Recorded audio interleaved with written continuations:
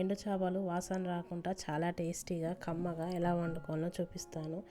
ఇది కొన్ని ప్రాంతాల్లో బొమ్మిడిల కూర అని కూడా అంటారు. ఫస్ట్ అయితే నూనె మంచిగా వేడి అవ్వాలి. పల్లి నూనె తీసుకున్నాను. వేడయ్యాక ఉల్లిపాయలు 4-5 దాకా చిన్నగా కట్ చేసి వేసుకోవాలి.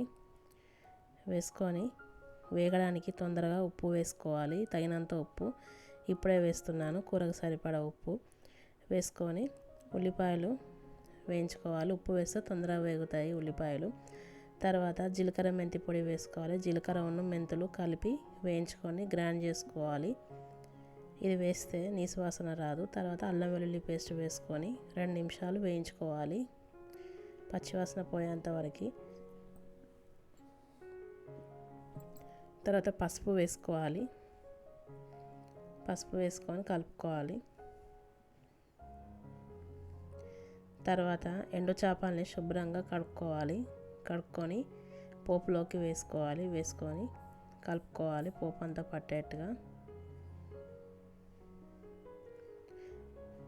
ఒక 2 నిమిషాలు వేయించుకోవాలి. ఇట్లా పోపు అంతా పట్టినాక 2 నిమిషాల తర్వాత టమాటా వేసుకోవాలి. నేను 3 నుండి 4 టమాటాలు వేసుకొని వేయించుకోవాలి.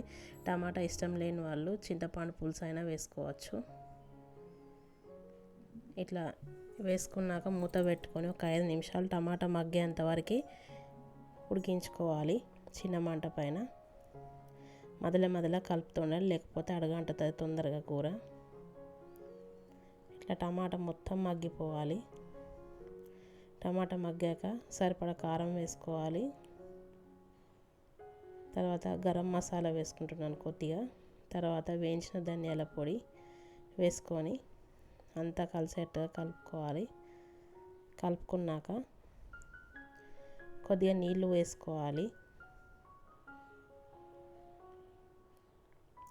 నీళ్ళు పోసుకుంటే ఎండు చేపలు ఉడకడానికి